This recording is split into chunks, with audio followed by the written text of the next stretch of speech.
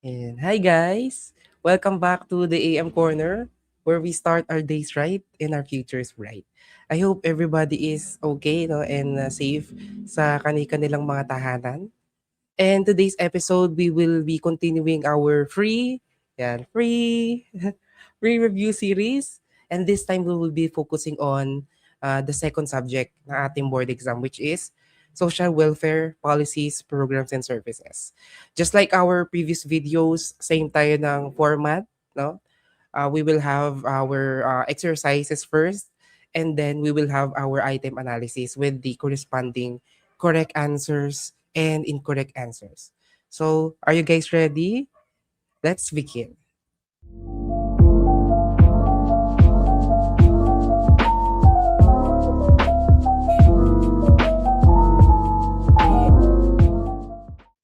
Ayan, same din with our previous video, Who Am I? Social Work Edition. Ano nga ba itong energizer na ito? Ayan, instructions, makilig sa clue, at hulaan kung sino ang tinutukoy. May 5 seconds ka lang to answer. Bilisan. Ayan, medyo demanding tong exercise natin. Ayan, Gina guys.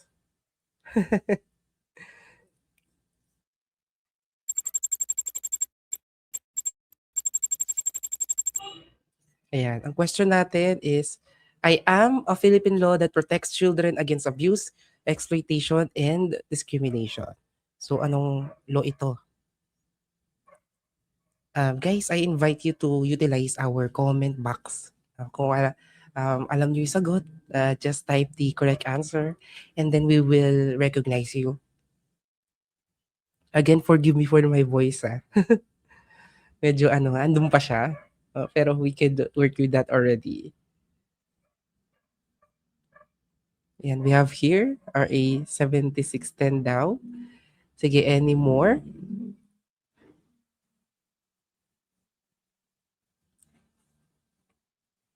Keep keep it coming, guys.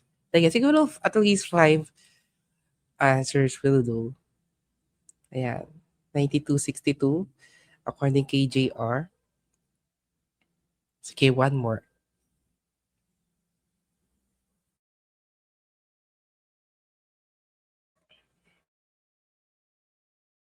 Okay, I think we can reveal the answer na since this is just the exercise part. Sample pa lang ito. So what's the answer? Our answer is RA 7610. So what is RA 7610? It is known as Special Protection of Children Against Abuse, Exploitation, and Discrimination Act. It imposes severe penalties for child trafficking, prostitution, and dangerous circumstances like child labor and armed conflict, aiming to rehabilitate victims. So again, our answer is 7610. Sample pa lang yan, guys. Sige.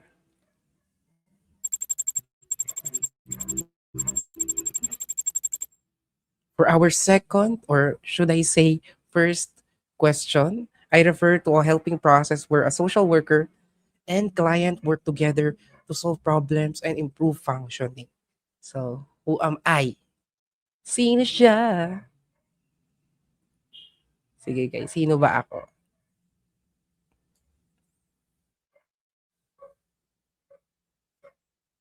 Medyo tricky ba to? I don't. It's a helping process even. It's about a social worker and a client. That's one clue. They help together. They work together to solve the problems and improve the functioning of the client. So, who am I?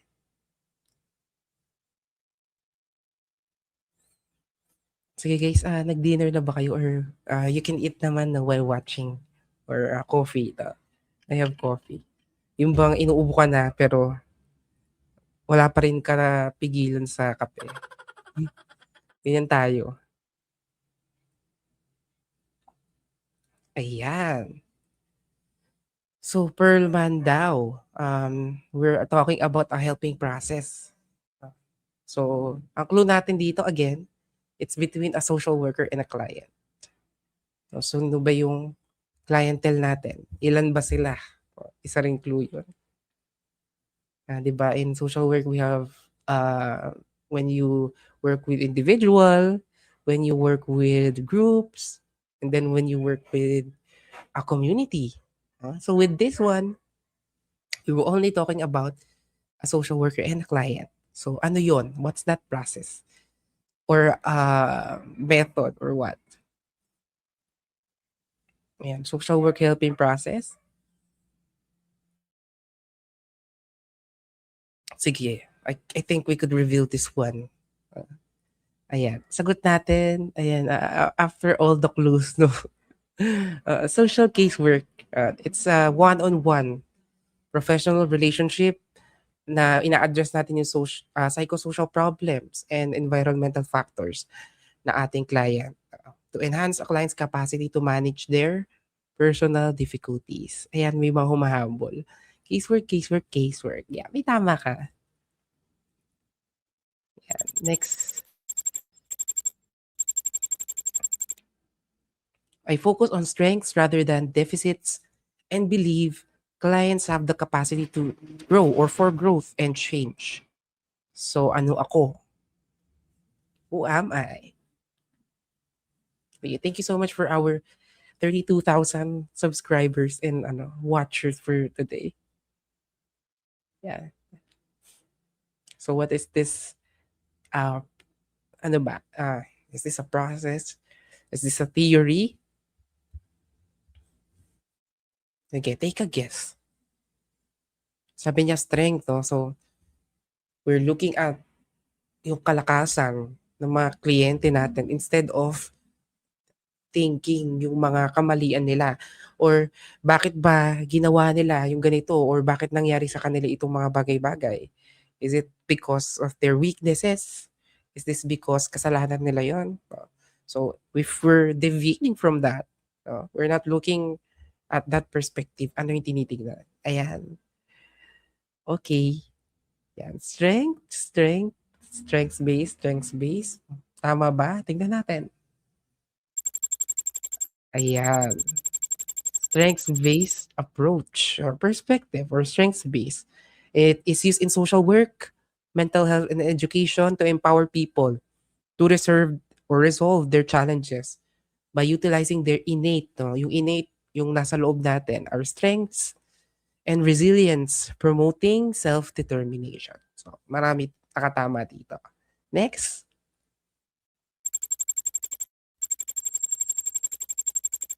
Ayan, since ang tinatanong natin is mga polisiya, I am a Philippine law that institutionalizes the Pantawid Pamilyang Pilipino Program or 4Ps. Ayan, congratulations po pala sa mga top notchers natin from the LET na 4Ps beneficiaries before. No, palakpakan yan. Congratulations. Medyo marami-rami sila actually. Ayan, 11310. Tama ka ba? Sige, tama ba siya guys? 1310. Ayan, sige isa pa. Baka merong magsasabi ng ibang answer dito. Okay, 11310 din siya. For Cheryl, ayan, 11310. Check natin. Ayan, may tama ka ha. So, the 4Ps Act is or provides conditional cash transfer to poor households to improve ito, kailangan nating i-highlight health, nutrition and education, especially targeting children age 0 to 18 for a maximum of 7 years. Yeah. So that's the 4Ps law. RA 11310. Next, ito. I am the principle that ensures fairness and equal access to resources and opportunities. So ano iko?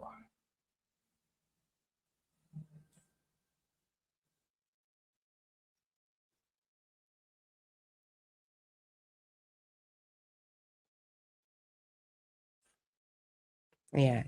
Fairness and equal opportunities. Ayan.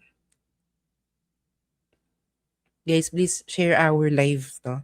Libre ito para maraming makapanood sa atin. Ayan, very special. Feeling ko kasi marami sa atin ang gusto ng SWPPS. Kaya minabuti natin na bigyan ng oras. Social justice daw. Social justice. Tama ba? I'm not sure eh. Ayan, social justice. Check natin. Mm. Equity. Bakit equity? It's about resources. No? Pag sinabing equity, what does it mean? No? Yung mga karapat-dapat na ibigay sa isang tao is mas binibigyan natin ng oportunidad.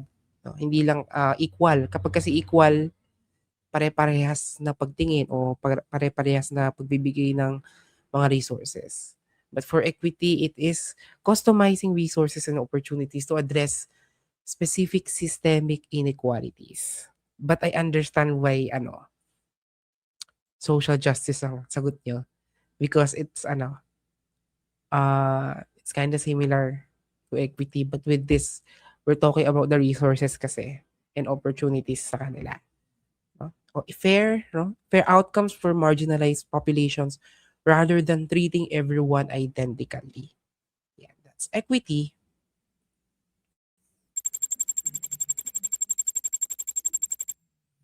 Ito, I refer to unspoken rules that guide group behavior. Who am I?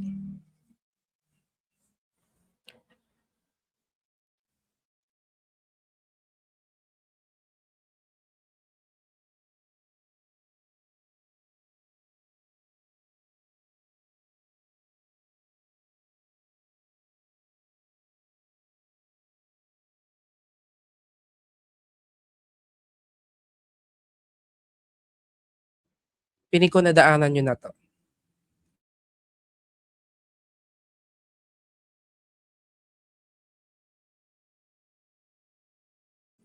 Sa mga nakadaan na sa group work dyan. What are those unspoken rules that guide group behavior? Anyone? Sige, take a guess. Laan lang natin.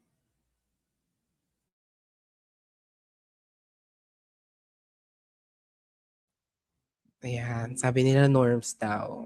Norms? Sure? Tignan natin. Norms nga ba? Group norms or norms, no? Group norms are the informal or explicit rules or explicit pala. Standards and shared expectations that guide group behavior, communication, and interactions within a group. Those are group norms.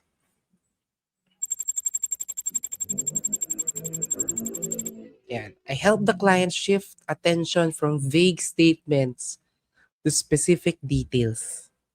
Yan. Ito, sa interview, kapag masyado ng maraming sinasabing client natin, medyo nagda-divert, medyo nawawala na sa topic.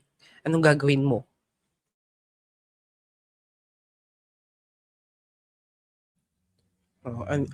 From vague statements sa mas specific na details, paano ba tayo aabot dun sa point na makukuha natin yung sagot na yun sa mga clients natin?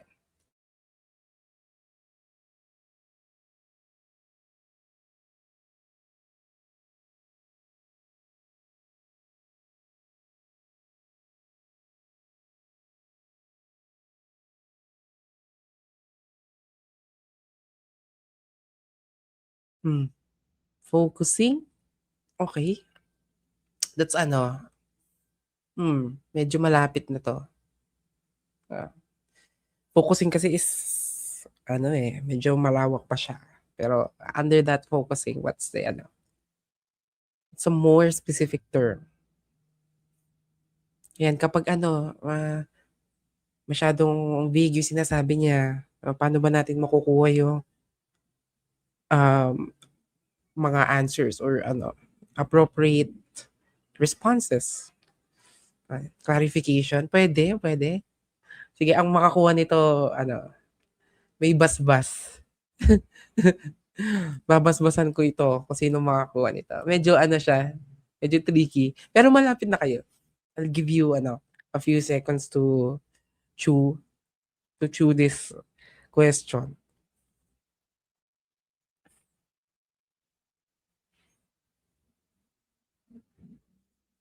Yes. Objective, small talk, parsimony, Mr. Joseph. Sige, pwede, pwede. Ano 'to, yeah, we even use this to ano, to create an open-ended conversations. Ah, Open-ended conversation sa ating mga clients. Sige, paraphrasing, focusing, puro focusing 'to 'no. Sige, reveal na natin. Ang tamang sagot, yan, probe. We probe. No, probing is investigating, it's searching, questioning something thoroughly, often to uncover hidden details or gain deep understanding. Sa mga nasabi niyo, very relatable naman ito. Pero for this question, it's probing. Probing questions. Yan. And next, I occur when the worker gently points out discrepancies in a client's statements or behavior. Yeah. Gently points out discrepancies in a client's statements or behavior. Who am I? Anong nangyayari?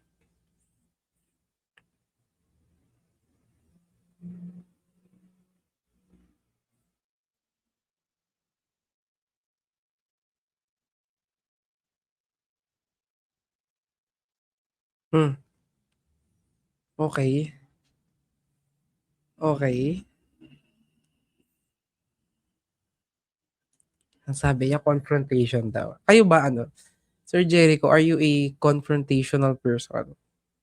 Ah, are you the type of person who confronts, certain behavior 'no, 'pag masama ba yung loob niyo? Ayan.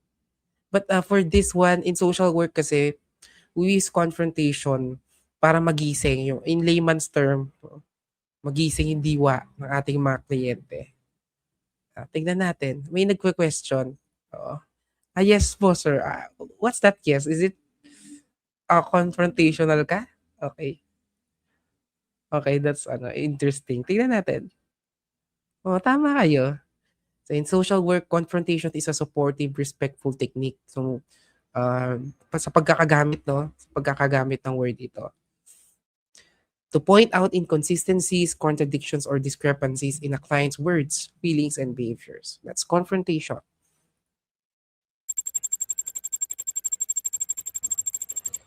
A child in conflict with the law is diverted to community service instead of detention.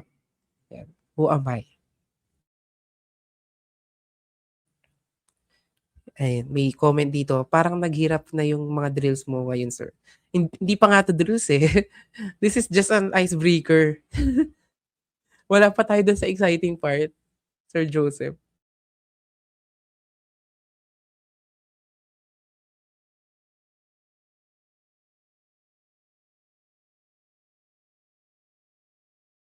Sige guys, magkape kayo para magising-gising tayo. CICL, sige. Discernment, okey. Intervention, diversion. Check natin. Okay, tama, diversion program. So for diversion program, it's an alternative non-court process for children in conflict with the law to accept responsibility for their actions without formal conviction. This focuses rehabilitation, counseling, and restitution, focusing dun sa welfare ng bata over yung pagkulong. No? That is diversion program. Very good, guys.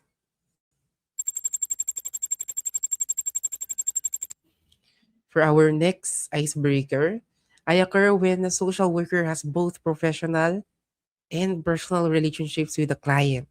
So ano ako?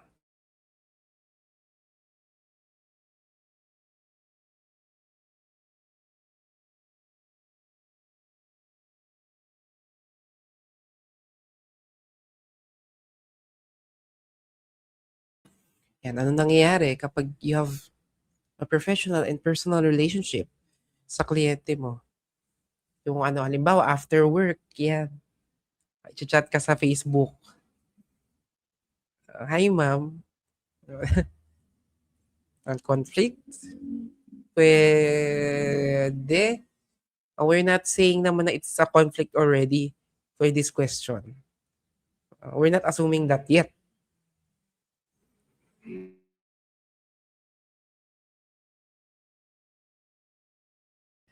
Okay, ang galing ng mga batch na 'to, 'no. Kaya ano, i-share niyo na lang yung live natin.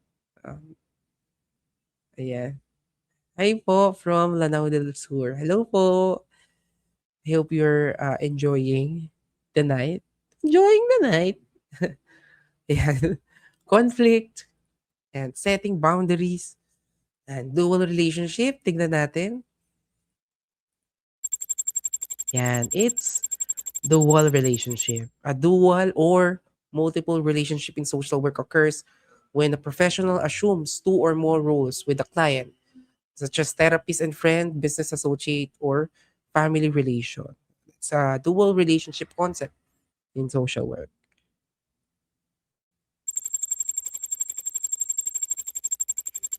Yeah, I push unacceptable thoughts out of conscious awareness. Who am I?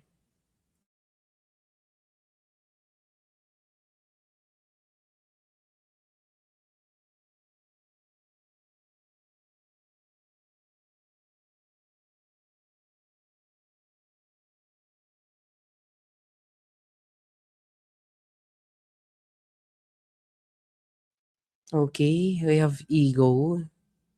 Ego ba siya? Preconscious. Yeah, repression, may id. Okay, okay. Medyo ano, medyo malapit-lapit. Sige pa guys.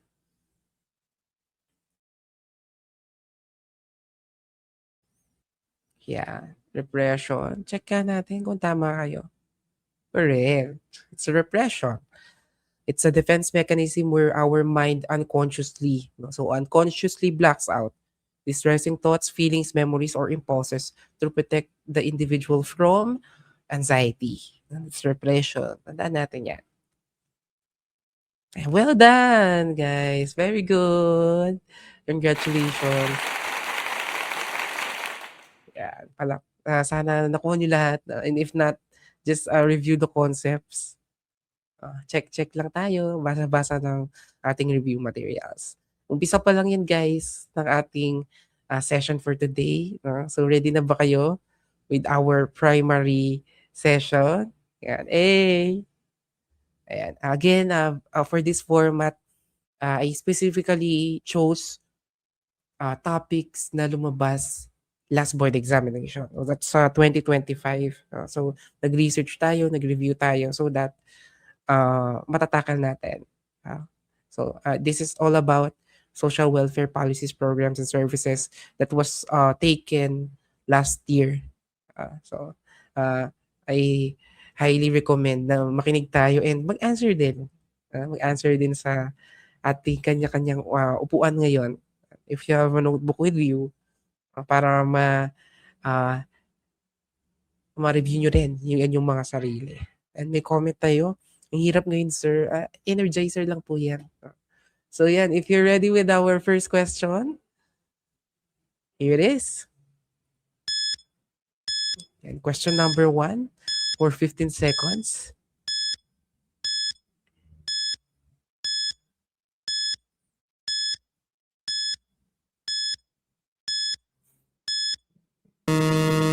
Ayan, which of the following is the most appropriate? Yan, tinatanong natin most appropriate activity under the agenda setting stage. Yan, kunin ko lang yung pen ko. Of the policy cycle. So tinatanong natin is policy cycle. Is it A, assessing whether a program achieved its intended outcomes? B, identifying social issues that require government attention? C, allocating resources for program implementation? Or D, drafting specific policy proposals? Ayan. Sige guys. Yan, we have A, we have B. Very interesting. Okay. Sige. I hope na cover natin siguro no yung policy cycle, but if not, you're very lucky because you're here. Ayan. Sige, we have B, we have A. Sige guys, keep it coming. Send lang ng send. Ayan. A. Sure na yan? Sige. Let's discuss. 1C, sabi niya. Ayan, we have A, B, and C. Very varied answers. Again, this is the most appropriate activity. Pag most appropriate, ano yung pinaka-appropriate activity under the agenda setting. So with policy cycle, let's discuss ano ba tong policy cycle na to. Oh. Setting stage, agenda setting stage, ang part ba siya? So for the agenda stage, this is the first step. This is the first step in policy cycle. But I would like to reveal muna the answer before we explain no, kung bakit siya ang tama. Okay, or the policy cycle itself. We have D as well here. Sige. Ang sagot natin is, ayan, letter B. So B ang sagot natin, identifying social issues that require government attention. Like I said kanina, the agenda setting cycle or stage is the pinakauna. This is the first step sa policy cycle. Here, we identify and prioritize social issues na kailangan ng aksyon ng government. Again, for this one, baka may mga masabi ako guys na very political, pero I feel na social work is political na itself, in its sense. I feel na we are bound to be associated with it, I guess. But I will try to not attack anyone or anything. Just for just the context itself. So yun. Since ano lang tayo dito, very educational lang ating atake for tonight. Yeah. Again, first stage, identify and prioritize social issues. So this is the phase wherein we ask, ano ba yung mga programs or problema na kailangan nating tutukan. No? Mahalaga ang role ng media with this. Advocacy group, social workers para ma-highlight natin ang mga issues. Mostly kasi ng issues, poverty, yan, ramdam na ramdam natin yan, kahirapan, gender inequality. Bago gumawa ng policy, kailangan kilalanin muna natin yung problem. No? The problem itself. Dapat alamin muna yan. Assessing whether a program achieve its intended outcomes is evaluating na to. So this is not the correct answer. This is the policy evaluation stage. For allocating resources for program implementation is the policy implementation part kung saan we use the resources that we have para ipatupad yung policy. When we draft specific policy proposals, this is policy formulation. Gumagawa ka ng specific solutions and policy plans. Ayan. Nalita ko, kala ko di natuloy. Good thing, number 1 pa lang tayo. Ayan. So, I hope that's clear. But we will discuss again the policy cycle. Una-una, agenda setting. Dito tayo. Number 1. Foresight scanning, identifying emerging issues. This is the stage wherein social problems are identified, recognized. In simple terms, ano yung mga problema na kailangan ng batas o policy. Sino ba yung mga actors dito? Una-una yung government, nandyan, no? Kasi aalamin ng problema. Social workers, nandito tayo. Non-governmental organizations, researchers, o media, our community leaders. For agenda setting, since in social work, we are, what do you call it? Evidence-based practice tayo. We need data, we need reports, we need real-life cases to highlight such problems. So for example, if there is an increasing report ng child abuse and exploitation, the government should recognize the need for stronger protection sa mga kabataan or mga bata. And this led to the creation of RA 7610 or the Special Protection of Children Against Abuse, Exploitation, and Discrimination Act. So in agenda setting, the goal is to bring attention the social issues that need solutions. I hope that's clear. No? That's number one. And dapat malinaw sa inyo to guys kasi palaging lumalabas to sa board. Number two, formulation or policy formulation. Once the problem is na-recognize na natin, our next stage is formulation. Ito yung mga policy makers natin develop possible solutions to address the identified problems. Kapag nasa policy formulation part tayo, we draft project proposals, we conduct research, we consult experts, and we assess yung impact ng problema. For example, before na-institutionalize yung Pantawid Pamilyang Pilipino program, there was many studies which was conducted to identify poverty reduction and to mirror yung mga conditional cash transfer programs sa ibang bansa. And these studies examine questions no, such as paano ba makakatulong yung financial assistance for or to help our poor families, may improve ba ng polisiya na to yung education and health ng mga bata, and yung mga resources ba is enough to sustain the program. And eventually, when it comes to policy formulation, nag-led ito ng creation of RA 11310 or the 4-piece program. That's the formulation part. Third part naman, kapag na-develop na natin yung project proposals or policy proposals, there is policy adoption. This is number 3. This is a stage wherein yung proposed policy natin is formally approved and it becomes an official law or regulation. In the Philippines, usually it involves, ayan, yung chambers natin, House of Representatives, the Senate, yan. Oh my God, baka makancel ako. Ayoko. Very ano kasi to, very sensationalized ang nangyayari sa atin sa ating bansa, ayan, especially sa ating Senate and House Representative, the President as well, no, for the policy adoption. Once the bill is approved and signed already, it becomes a Republic Act. For example, the Juvenile Justice Welfare Act of 2006 or RA 9344 was adopted para ma-address na ang mga issues when it comes with children in conflict with the law. At this stage, the government officially decides na ito yung magiging batas or batas natin. That's adoption. I hope that's clear. For the fourth part naman, which is the implementation part, kapag yung polisiya natin naging batas na, next stage is policy implementation. From the word itself, when the policy is translated into an actual programs, services, and activities. And in other words, dito nagsisimula yung batas na naapektuhan na yung mga buhay ng mga tao. For Pantawid Pamilyang Pilipino program, sino ba yung primary agency na nag-i-implement nito? And syempre, ang ating Department of Social Welfare and Development, the main implementer.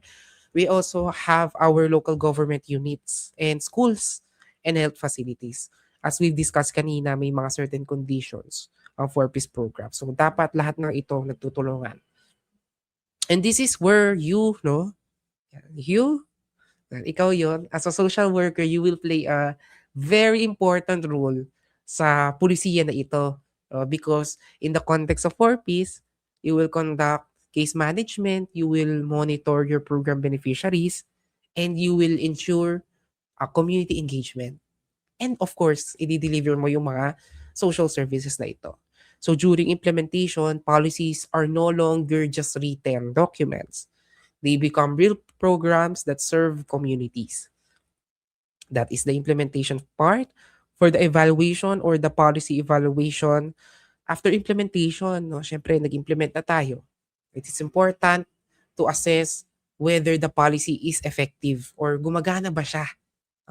This stage is called policy evaluation.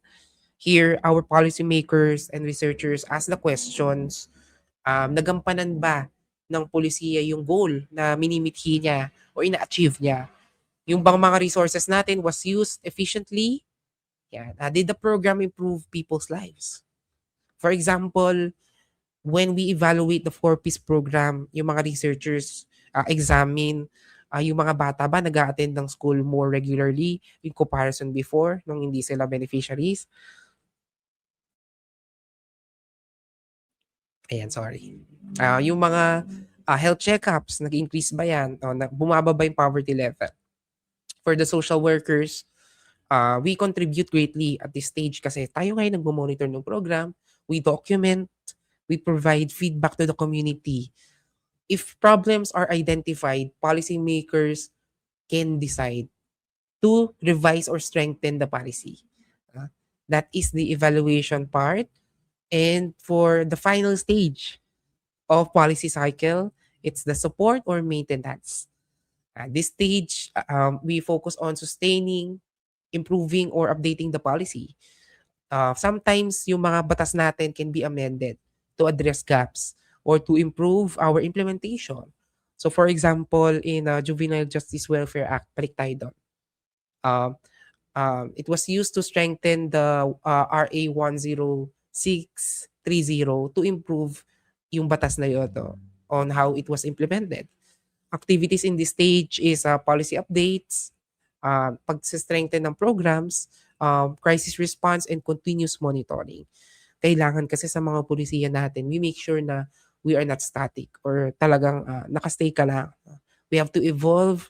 We have to get feedback from the community and kailangan natin mag-adapt with the changing social needs. Kasi yung mga pangangailangan natin, talagang nag-iiba yan. Bakit ba ikaw, no, as a social worker, why do you have to understand the policy cycle? Siyempre, uh, we are not just service providers. We can be an advocate towards policy. We can have or could be a program implementer. No? We should be or there will be a time na you will represent the community itself. And on that way, you will contribute to the policy improvement. Through our case reports, yan, research findings, and field experiences, we inform policymakers on what works and what needs improvement. So sana yung mga policymakers natin, as I mentioned kanina, is gonna be responding to that data na kaya natin ibigay. So in social work, policies are not just documents. They shape our services, yung mga serbisyo na binibigay natin, yung ating mga karapatan, and protection of the vulnerable population. So that's the policy cycle. Masyadong mahaba guys, no? Pero I hope, balik-balikan nyo na lang tong video na to if you want more, mas ma-retain siguro yung explanation natin with the cycle. And question number 2.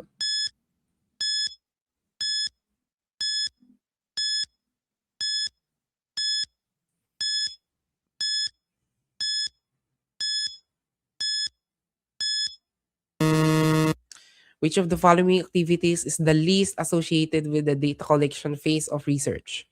A. Administering surveys to respondents. B. Conducting interviews with participants. C. Coding and analyzing gathered responses. Or D. Observing participant behavior in a natural setting. Yeah. Sige. For question number 2. Yan, klaro ng boses ni sir. Feeling ko ano lang yan. It's the mic. You're not, hearing the mucus ba? I feel like the mucus is there. Yeah. Sige, we have D. We have C.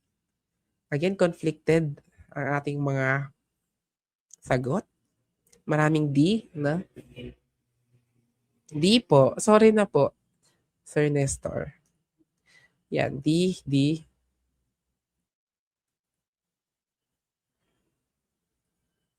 Ayan. So, going back with the question, ayan, maraming nag-D, no? Ang hinahanap natin is list. So, alin dito ang hindi? Associated with the data collection phase of research. When we talk about data collection phase, it's about pagkuha ng raw data from our respondents and participants. Ayan, medyo punta muna tayo sa research part. No? Kasi sa TOS natin with SWPPS, may research talaga yan. So ano bang sagot natin? I guess we could cancel out two options. Okay, letter B, conducting interview with participants. This is something that we do, no, particularly in qualitative research. No, we conduct interview to get qualitative data mula sa ating mga participants. So mali ito. Yeah. Letter A naman, administering surveys to respondents. When we do surveys, this is a primary data collection method. So hindi, ito ang list kasi yan ang ginagawa natin. Ayan, D for me. Sure na? Okay, sige. Ang sagot natin for number 2, sagutin na natin agad yan.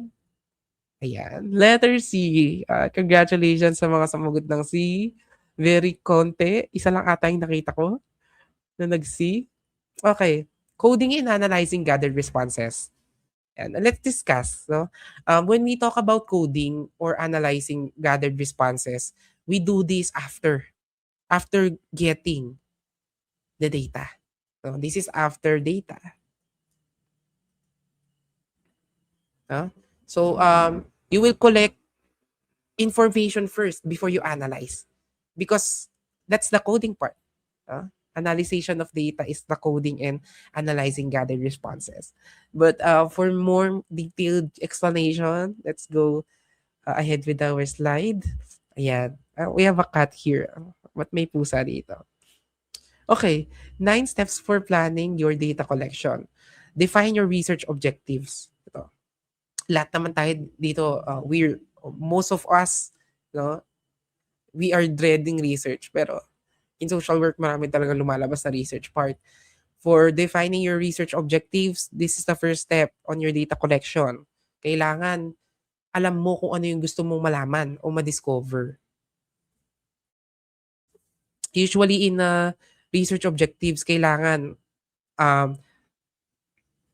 kailangan sa personal. Personal yung something na gusto mong malaman or ma-discover.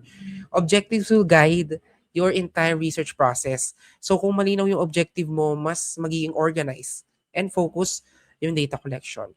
So for example, in a social work research, a positive or possible objective should be to determine the impact of a community feeding program on child nutrition. So malinaw yung goal mo, no? You want to determine kung ano yung impact ng feeding program sa nutrition ng bata. In this way, mas madali mong matutukoy kung ano yung data na kailangan mong kolektahin pag malinaw yung objective mo. Yan. Second one, identify data requirements.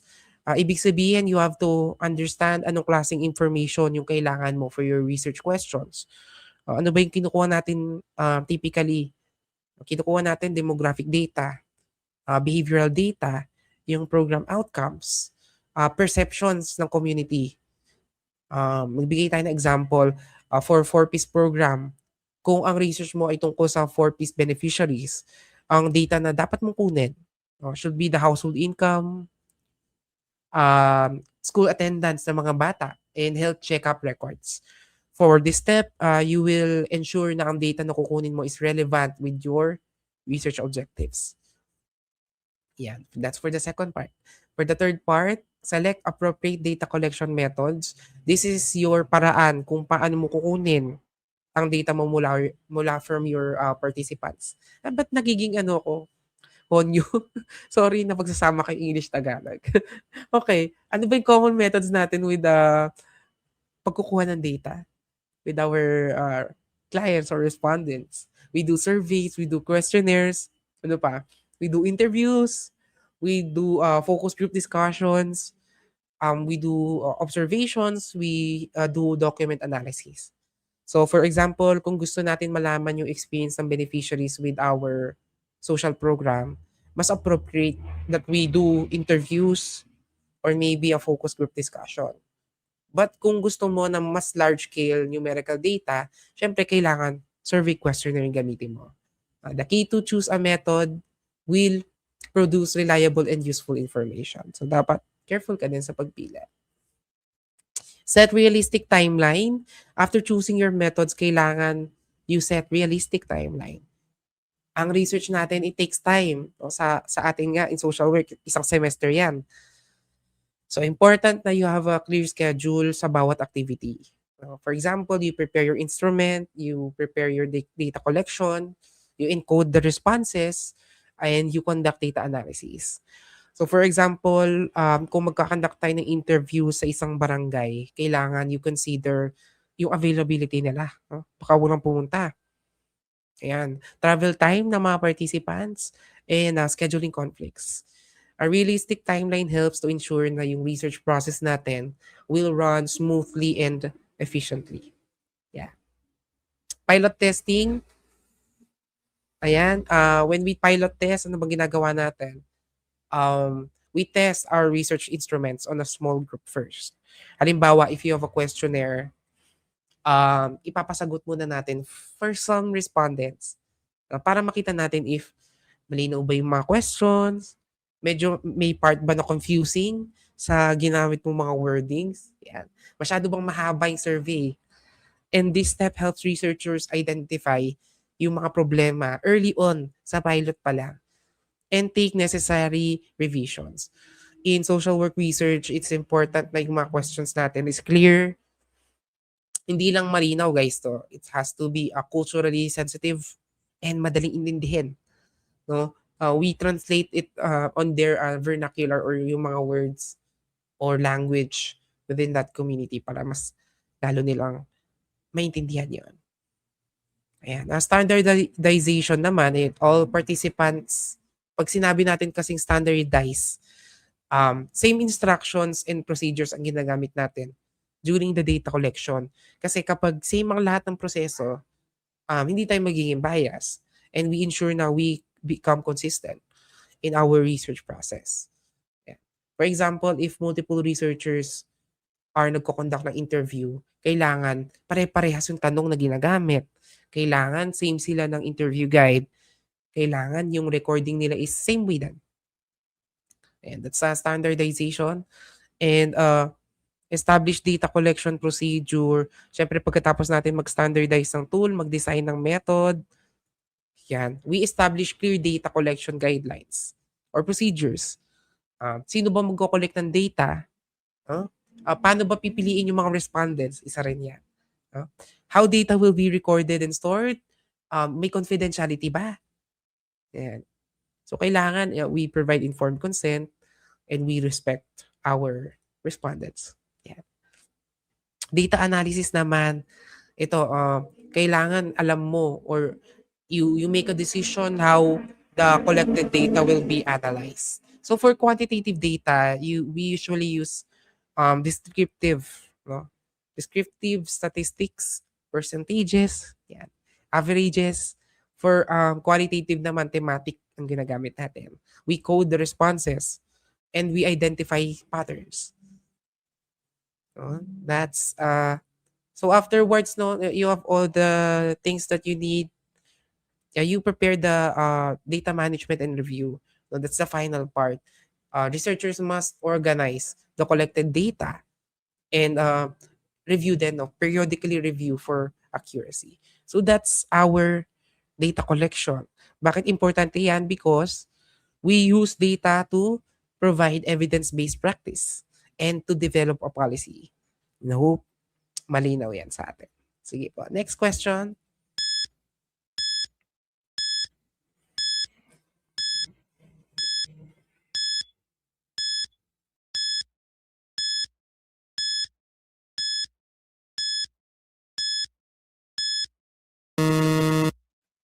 Alright. Which sampling method gives every member of the population an equal chance of being selected? A. Purposive sampling. B. Convenience sampling. C. Snowball sampling. D. Simple random sampling. Ito, ay, baka hindi, wala na magkamali dito.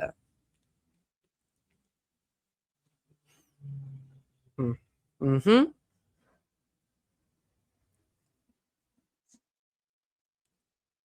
Di ba? Ang sagot.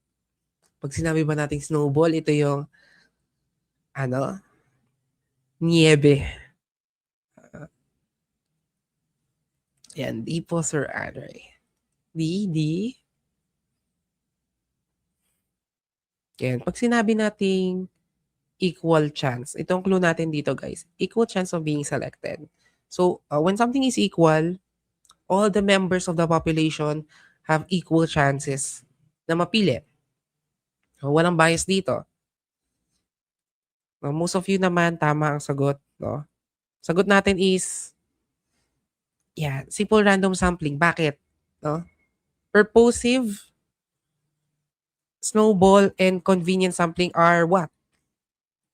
Non-probability sampling.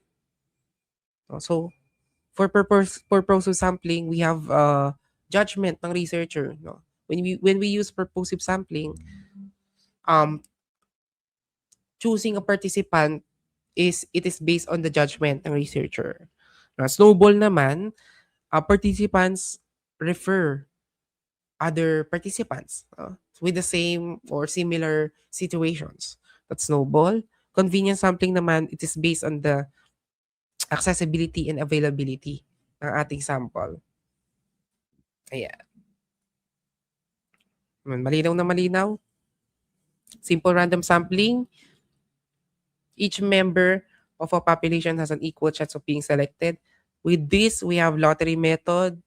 We have random number generator. Yan, uso yan sa ating sistema. No? Random digit dialing, table of random numbers, and systematic random sampling. Yan, marami pa yan. Eventually, pag-aaralan natin. Yan, next, number 4.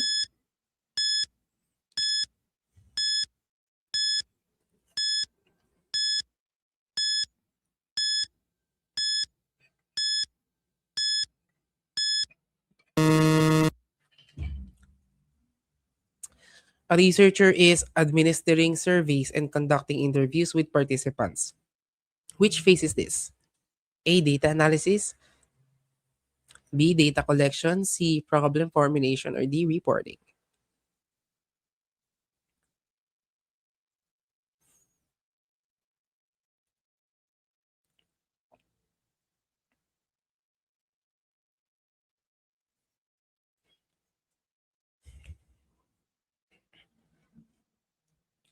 So, ang researcher daw is nagsisurvey and conducts interviews with participants. Anong phase ito ng research?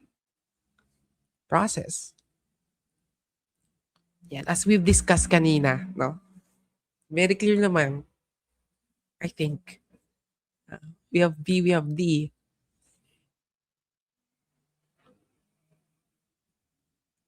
A for B. Let's check.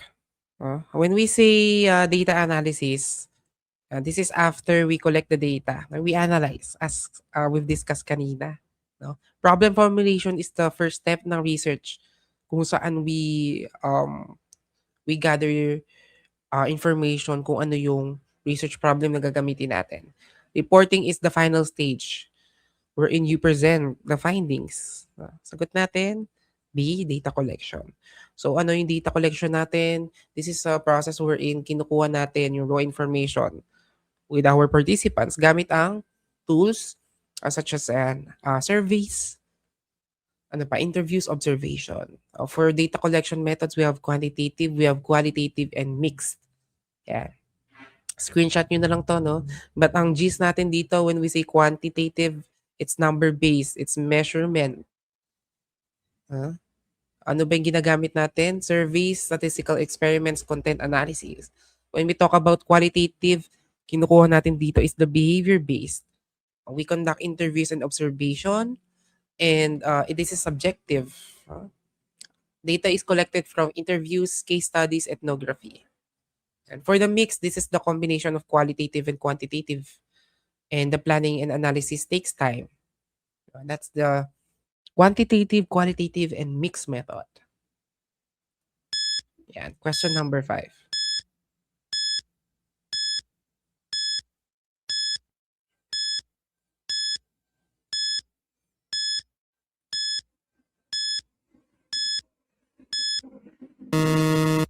Yeah. Which stage of the policy cycle involves identifying issues that require government action? A, policy evaluation.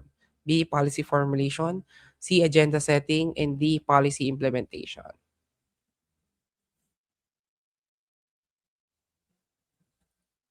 I-discuss na natin to. So, I don't think I need to elaborate much with this, but I will still discuss it.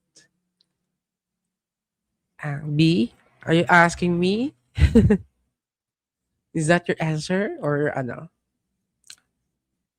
Nagdududa ka pa? Yeah, we have C, we have A, wait, C, B, okay.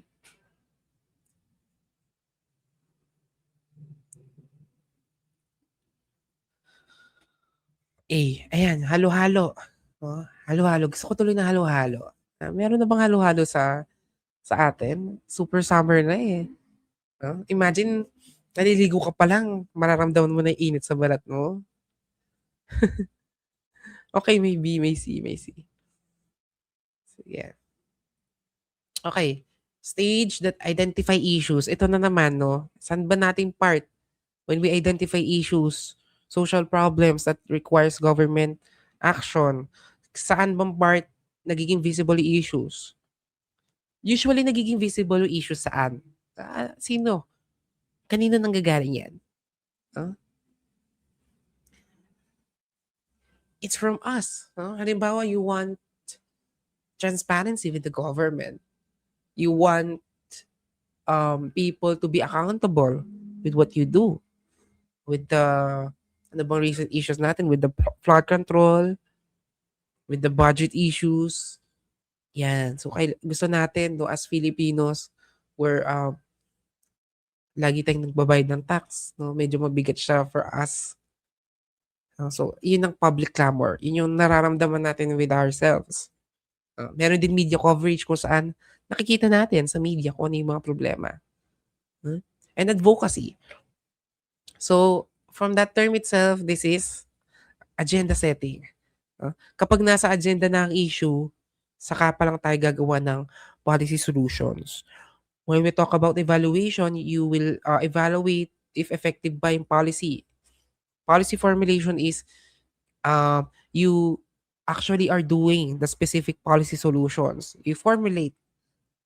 Policy implementation, this is the execution stage ng polisiya. So that's wrong. No? C tayo dyan. Yeah. Identifying, prioritizing emerging issues. It influences public perception of which matters. So nakikita natin, ano ba yung mga problema na dapat binibigyan tuon. No? So yun yun. Question number 6.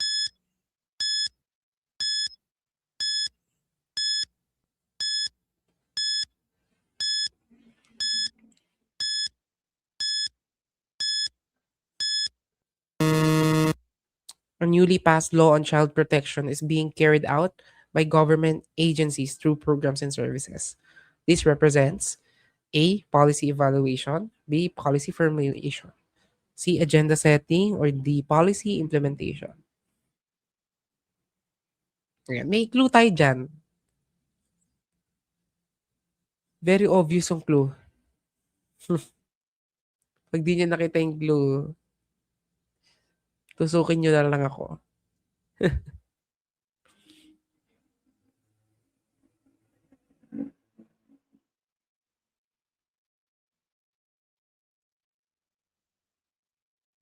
Anong clue natin dyan?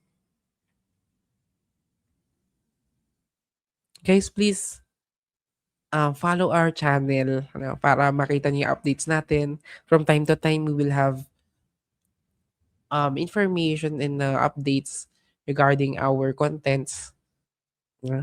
So kung gusto nyo updated kayo, please follow us on Facebook. We have also a TikTok account and we have our YouTube account.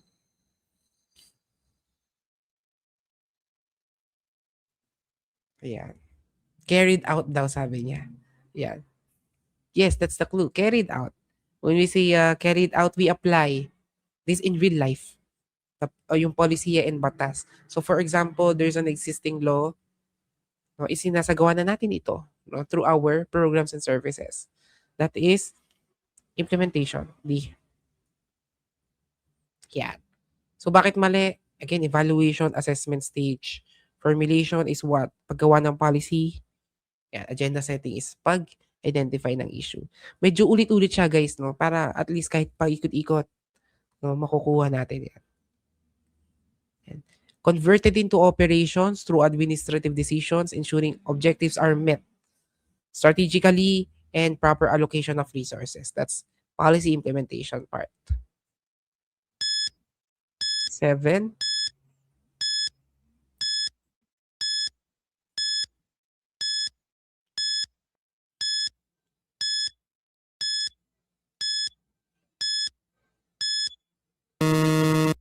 Which of the following best describes policy evaluation? A. Drafting policies. B. Assessing an effectiveness and outcomes. C. Identifying problems. Or D. Implementing programs.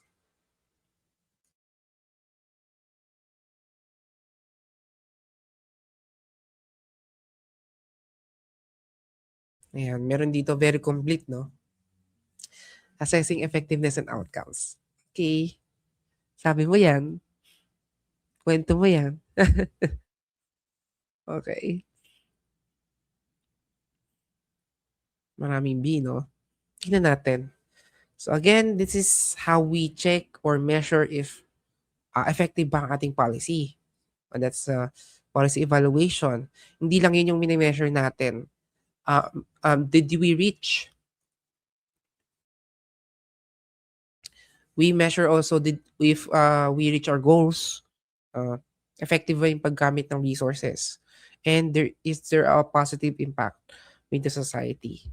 That's assessing effectiveness and outcomes, correct? Yeah.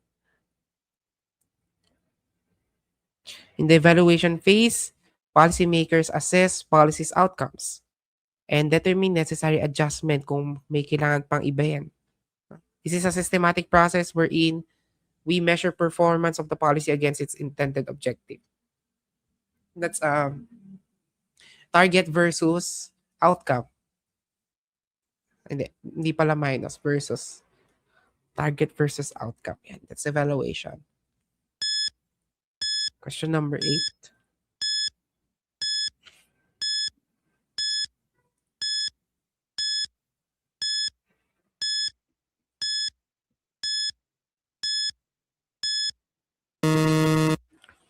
Which function of administration involves organizing resources and assigning responsibilities? A. Planning. B. Staffing. C. Organizing. Or D. Controlling.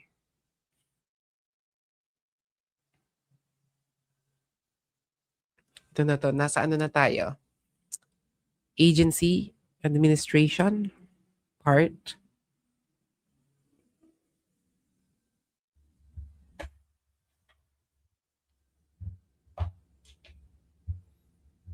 Okay, I see C. I see B.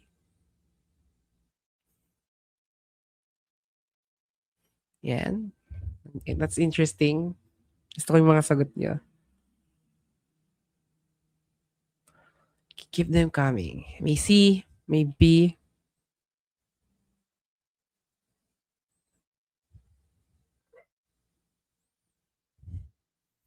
Yan, B, B. Mas maraming B, no? Tingnan natin kung siya ang B mo. Iba pala yun. Okay.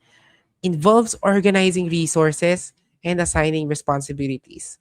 And when we talk about organizing, it's about the resources that you have, the tasks, the roles ng lahat ng tao with our organization. So, ano ba yung tinatanong natin dito? We ask, sino yung gagawa? No? Kaninong parte ito? No? So, inahanap natin kung sinong tao, ano ba yung gagawin ng taong ito? And how would we divide the job of these people? So, when we do this function of administration, afterwards, magkakaroon tayo ng clear structure ng organization itself. No? That is what? Andiyan naman na yung clue, organizing. That's organizing. C. Letter C. So bakit hindi planning? When we plan things, we set up goals. No? When we conduct staffing it talks about the hiring process. Hiring, hindi lang yun, yung training of that personnel. So hindi yan ang hinahanap natin. When we control or the controlling part is the monitoring part. No? Monitoring the performance of the staff member. Uh, that's organizing. Sorry, right answer. Ayan. Once plans are made, decisions must be made about how best implement the plans. Organizing function involves deciding how the organization will be structured. No? Sino yung mga tao? Paano yung structure nila? Who is the authority? Ano yung responsibility nila? Ano yung mga resources sa organization? It's the organizing part. Ayan, we have sources here, no? Sabi ko naman sa inyo, based on research tayo dito. Ayan, question number 9.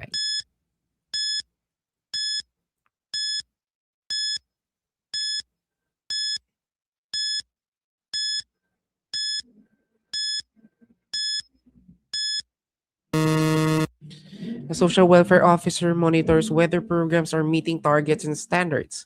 What function is being performed? A. Planning. B. Controlling. C. Organizing. Or D. Directing. I think na I said the clue din dito. Minsan talaga hindi maganda na you provide why the wrong answers are wrong. May spoil ko siya. Sige guys, anong sagot?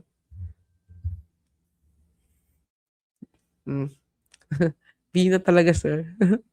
Spoiler alert. Tama ba? Baka may ibang sagot. I'm not saying na correct kayo. Oh, B daw, no? Controlling, it's monitoring and evaluation. Ito na yung clue nyo guys, monitors.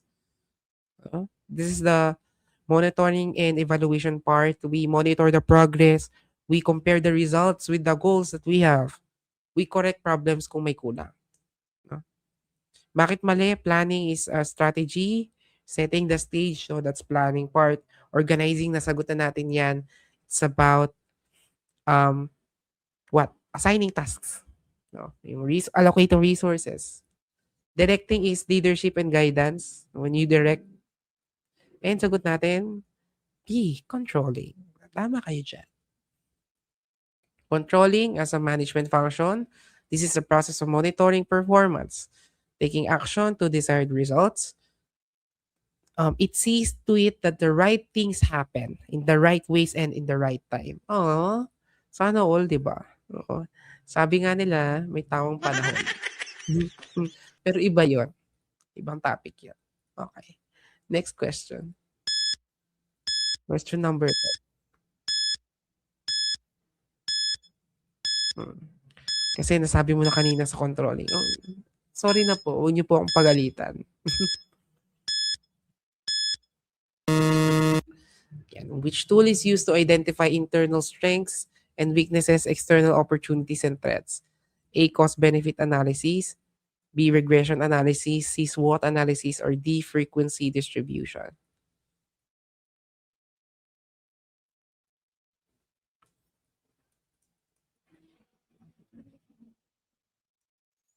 Ito. Ano ba? Ito na ata yung pinaka nagibsong yung super gibsong na ng ano niya, ng sagot. Pag di mo nakuha, ewan ko na lang.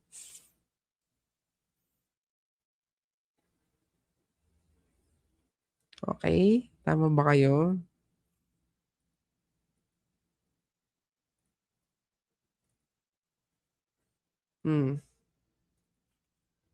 Okay. Internal strengths, weaknesses, external opportunities, and threats. That is what? Medyo di mo na ako mag-i-explain ng maling sagot. Baka masabi na naman.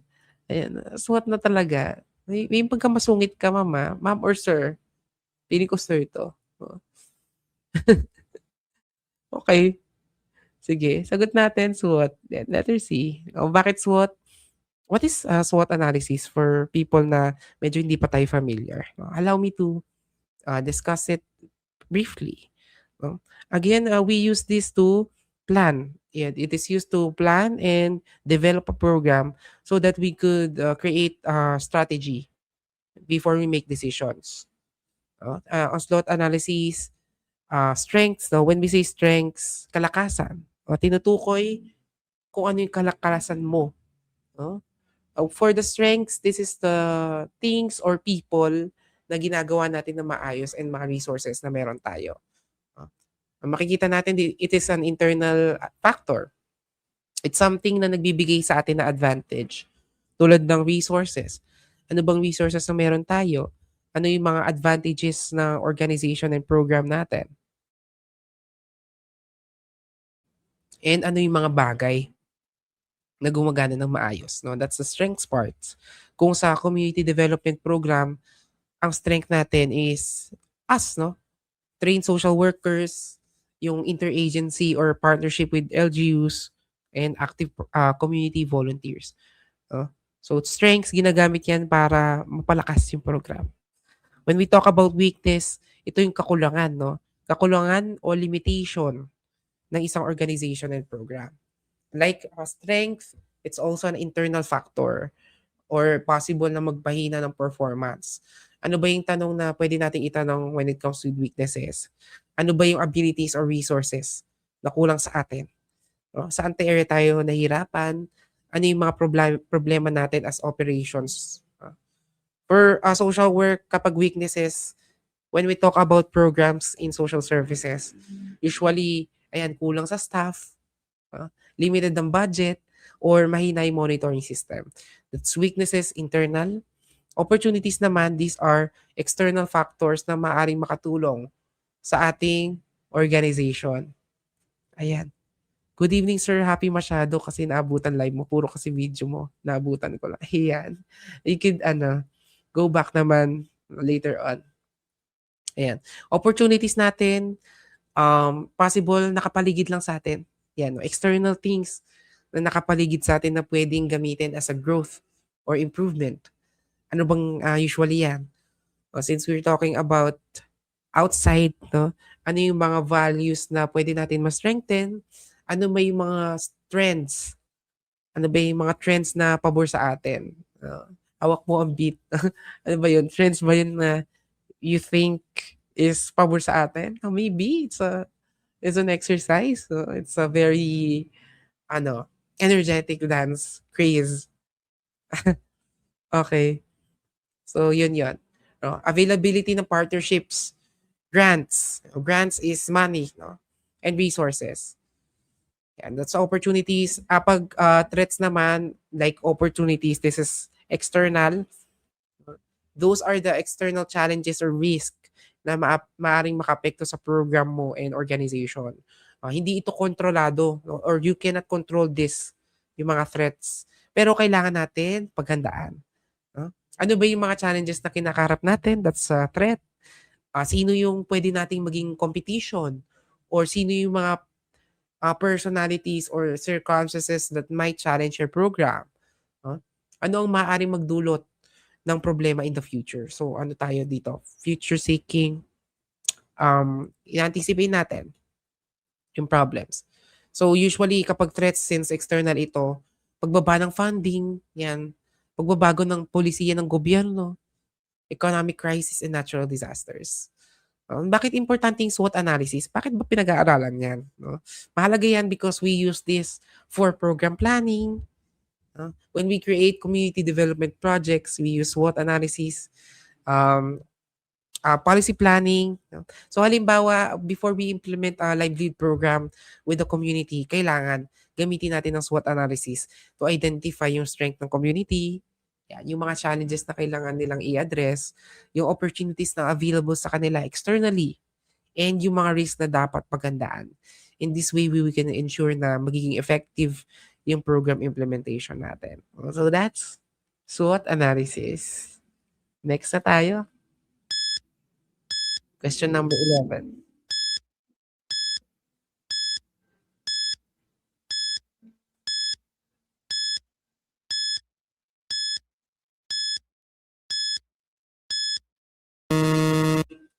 A program is evaluated by comparing its total cost with benefits it produces.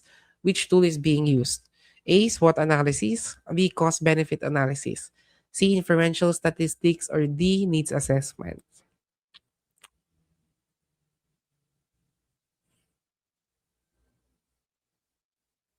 Hmm. Ano yan? Siyempre may mga clue na rin dyan, no? So, bahala na kayo. So, ang sagot natin dito, no? We're looking for a test, no? Tinetest natin, kailangan natin malaman if worth it ba yung program natin. Kayo ba nasabihan na kayo na ikaw, worth it ka? Worth it kang mahalin?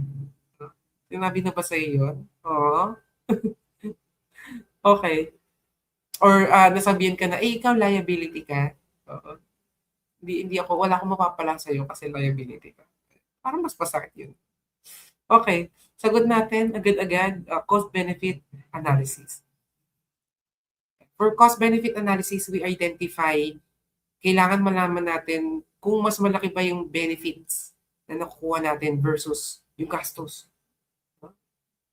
Yun ang kailangan nating tignan. For cost-benefit analysis, or what we call CBA, this is a method wherein we compare. Ginagamit natin ito to compare yung gastos and benefits ng isang program and policy. Tanungin mo sa sarili mo, mas malaki ba ang pakinabang kisa sa gastos? Ayan. So, ganyan din tayo minsan, no? Pag, halimbawa, mag-mall ka, so mag-shop ka, and then titignan mo, okay, bibilin ko ba to? Is this something that I need? Magagamit ko ba siya sa pansarili kong kapakanan? No? Or mas malaki pa yung gastos na gagawin ko or magagasta sa akin. So that's cost benefit.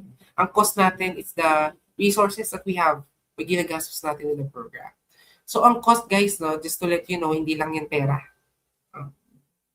Ang cost, it can be budget, it can be the time, no, yung time natin, hindi yan nababayaran. I mean, yan, nababayaran yan kasi nag-work tayo. Pero with time, you cannot go back to it. We cannot make it go faster. Ano pa? Training, materials, cost, admin cost. So that's the cost. When we talk about benefits, ano ba yung positive outcomes ng program? In social work, hindi lahat ng monetary or hindi lahat ng benefit ay monetary, pero importante pa rin. Siyempre sa atin, gusto natin maganda yung health natin. For 4Ps, higher school attendance, reduce poverty, and better quality sa life natin. So that's a cost-benefit analysis. Question number 2.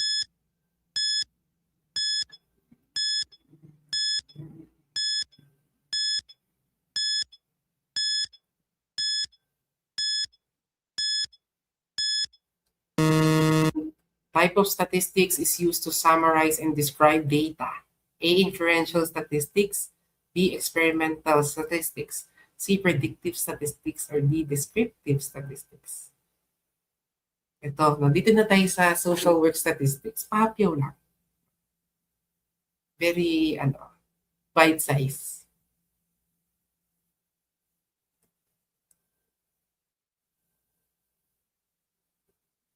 Sige guys, may nagbi-midnight, na ba dyan? Midnight snack.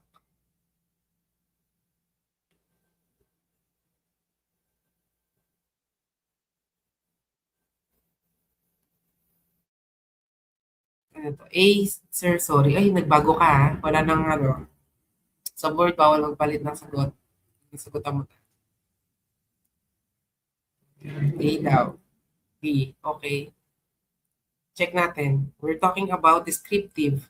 When we say descriptive, okay, nasabi ko yung sagot. Yeah, we're talking about descriptive, letter D. Okay, sorry na guys. Okay, when we say descriptive, we summarize the data.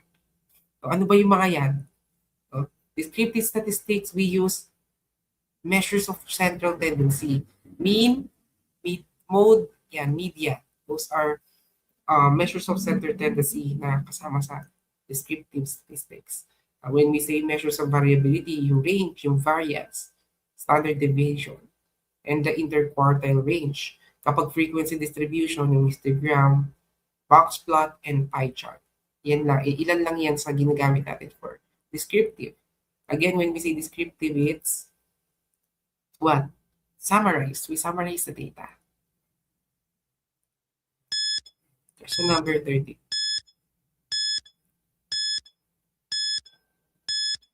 Thank you so much sa ating 53,000 viewers.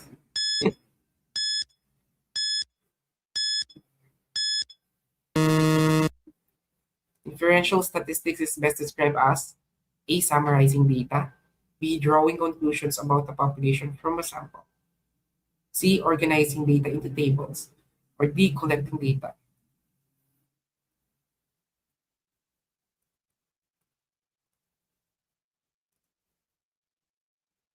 See, guys, keep it coming.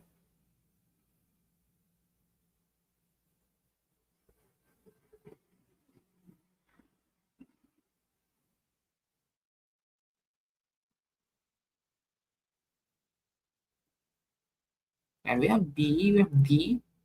Okay. Sige, B, B, B. Maraming nag-B. Okay.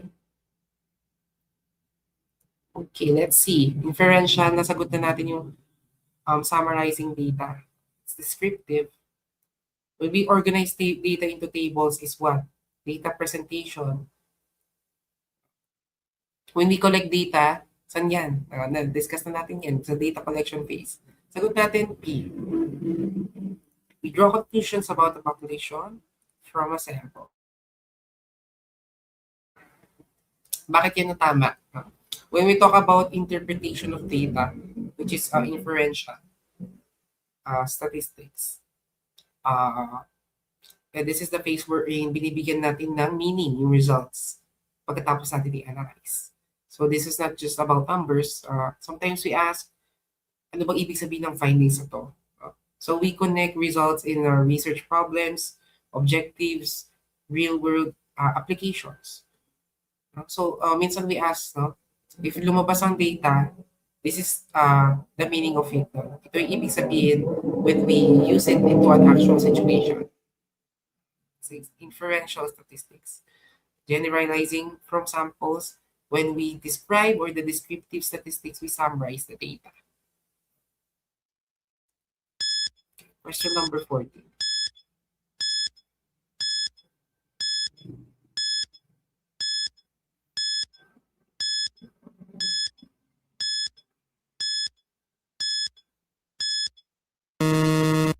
After analyzing data, the researcher explains what the results mean in relation to the research problem.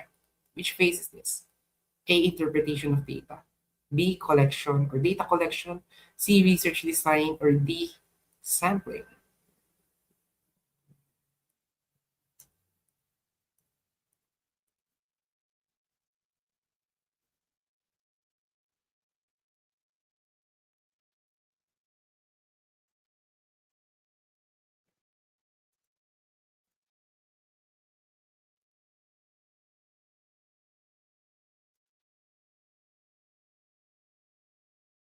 We have A, may B. Again, for the number 13, just to clarify, for inferential, let's go back to that. Inferential statistics, it's drawing conclusions, generalization, when we talk about the sample. Comparing it to the whole population. So, ibig sabihin, you don't need to ask everyone, lahat ng tao, you just use a sample, and then you infer kung ano yung possible na totoo using this sample. So, based sa sample na ito yung likely na mangyayari sa buong population. Sa inferential statistics. Ayan. So with this, sagot natin, tama naman kaya. Research. Problem is interpretation of data. Letter A. So binibigyan natin ng meaning yung mga results. That's interpretation.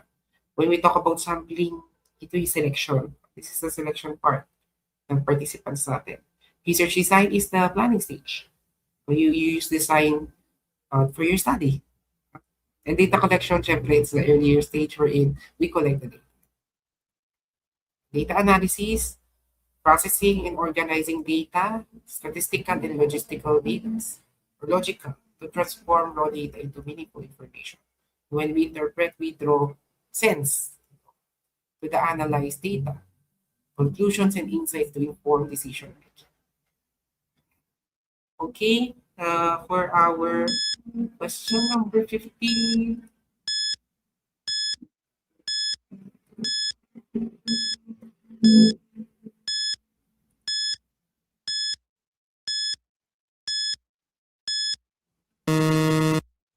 Social worker uses research findings to recommend improvements in an existing government program.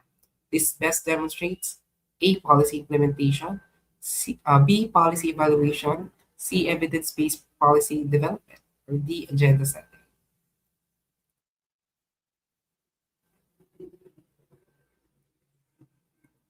Ito. For our last number for tonight, nasagot natin. And 15B, and we have C. C,